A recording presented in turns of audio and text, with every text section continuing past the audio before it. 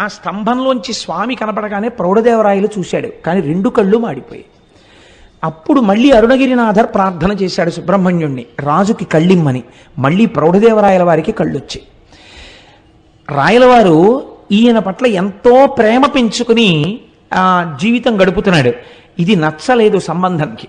ఈయనకి పరకాయ ప్రవేశం అలవాటు ఉండేది అరుణగిరినాథర్కి. ఈయన ప్రతిరోజు వచ్చి రహస్యంగా ఒక మూల తన శరీరాన్ని వదిలిపెట్టి ఒక చిలుకలోకి ప్రవేశించి దూరంగా వెళ్ళి పారిజాత పుష్పాలు తెచ్చి సుబ్రహ్మణ్యేశ్వర స్వామికి ఆరాధన చేసేవారు. సంబంధంకి ఈ విషయం తెలిసింది, శరీరాన్ని విడిచిపెట్టి చిలుకలోకి దూరి వెడుతుంటాడు అని. ఒక రోజున ఈయన చిలుకలోకి వెళ్ళగానే ఈయన శరీరాన్ని కాల్చేశాడు.